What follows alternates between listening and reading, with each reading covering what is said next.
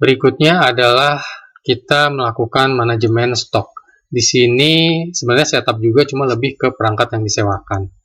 Di sini bisa diisikan kategorinya, ya. Ini juga opsional karena tidak ada perhitungan per kategori. Kemudian diisikan kode barang dan nama barangnya. Kemudian perlu diisikan saldo awalnya di sini. Ya, saldonya sisa berapa diisikan di sini. Kemudian setelah kita mengisi barang, ini tempat kalau memang kita melakukan pembelian atau pengurangan stok. Sebagai contoh di sini diisikan tanggalnya, kemudian nama barangnya dipilih. Ini jumlahnya, misalnya kita membeli di sini, perhatikan dipilih kategorinya pembelian. Ya, ini nama suppliernya. Kemudian di sini pembayaran. Jadi kita beli harganya berapa, ini rekeningnya dipilih, kemudian kategorinya inventaris. Ya. Kemudian kalau misalnya ini ada perangkat yang rusak atau hilang, ini bisa diisikan di sini. Karena nanti akan mengurangi stok kan, tujuannya mengurangi stok ini. Jadi ini menambah stok, ini mengurangi stok karena rusak, hilang, atau memang dibuang ya. Jadi di sini tinggal dikasih keterangan, dipilih dulu rusak atau hilang. Tidak ada nilai yang perlu dimasukkan. Ya, perhatikan di sini. Jadi nanti bisa dibuka file contohnya untuk melihat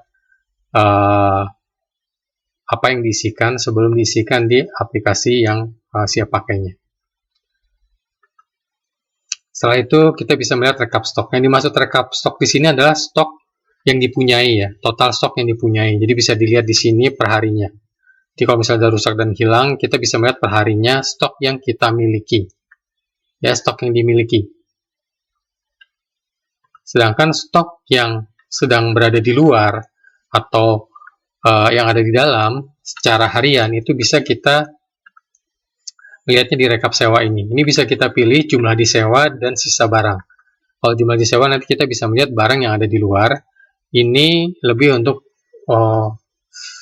penanda ya. Kalau misalnya barang habis dia jadi merah dan dia akan keluar kalau pada saat kita memilih di sisa barang. Berarti ini sisa barang, misalnya kita set kurang dari 100 unit kuning. Ini kebetulan karena di bawah 100 semua, termasuk yang 100-nya ya, ini menjadi kuning. Ini hanya untuk mempercepat saja kita melihat mana barang-barang yang sudah tidak ada atau memang lagi disewa. Ini angkanya bisa diganti, misalnya ganti saja jadi 50. Nah, maka bisa terlihat yang 50 ke bawah menjadi kuning, yang di atasnya dia warnanya kembali ke warna semula. Kemudian untuk transaksinya sendiri, itu di sini adalah lembar di mana kita bisa mengisi tidak hanya yang pasti transaksi, tapi juga yang booking. Ya. Jadi pertama kita isikan namanya di sini mereka yang menyewa, kemudian barang-barang yang disewanya, kemudian jumlahnya, kemudian rencana sewanya. Ya, ini bisa dirubah nanti pada sambil jalan. Kemudian harga sewa per unit dan diskonnya kalau ada. Nanti akan muncul total biayanya. Total biaya ini hanya sebagai referensi saja. Ya, karena nanti yang akan dihitung adalah angka yang berada di kolom DP, kalau ada DP, pelunasan, dan PPN kalau ada PPN. Jadi di sini kita bisa ngisi semua yang booking dulu. Nanti hanya tinggal dirubah di sini statusnya. Dari booking menjadi confirm, atau dikirim, atau batal. Ya.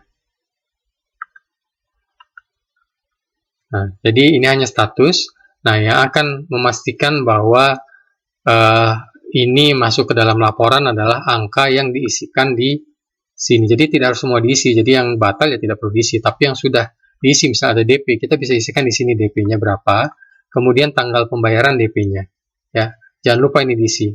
Ini ada angkanya tapi tidak diisi, nanti dia tidak akan masuk dalam perhitungan. Ini jika ada pelunasan, diisikan tanggalnya. Jangan lupa dipilih rekening pembayarannya di sini. Ya.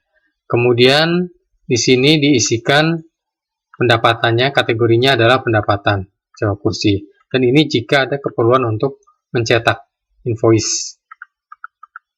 Jadi perhatikan kalau kita misalnya mencetak invoice, tadi kita masuk ke faktur penjualan, di sini kita pilih yang ke-1 ya. Ini akan muncul otomatis. ya, kedua kosong, jadi kini kita pilih yang ke 1, akan muncul otomatis periode sewanya, jumlahnya, harganya, dan total harus dibayarkan. Perhatikan bahwa tadi di bagian penjualan ini untuk memastikan bahwa transaksinya bisa masuk ke invoice, nomor urut ini jangan sampai lupa untuk diisi. Ini menentukan urutan di dalam invoice-nya. Ya. Sisanya sebelah kanan ini opsional. Diisi boleh, tidak diisi juga tidak apa-apa, karena ini fokusnya memang untuk membuat laporan keuangan. Setelah itu ada format penerimaan dan pengeluaran lain-lain.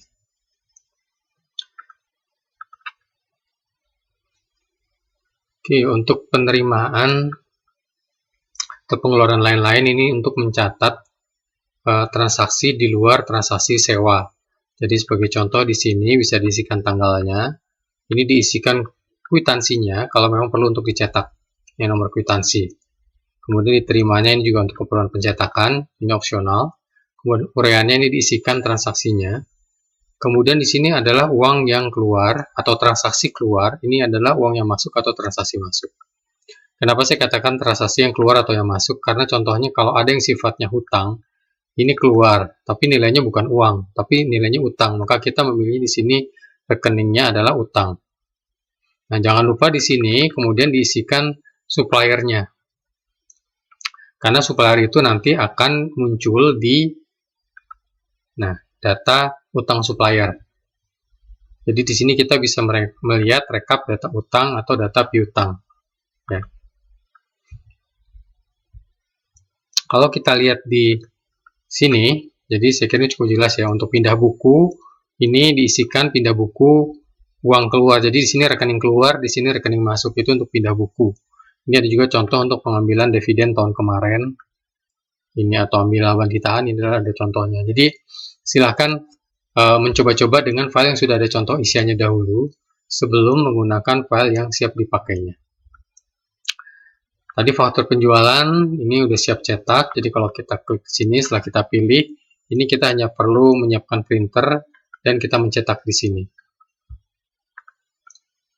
Kwitansi juga sama, kita tinggal memilih kodenya, semua angkanya muncul otomatis. Ini piutang, ini untuk monitor piutang, ini utang untuk monitor utang. Saya kira untuk manajemen stok, transaksi, bukti transaksi, dan utang piutang cukup jelas.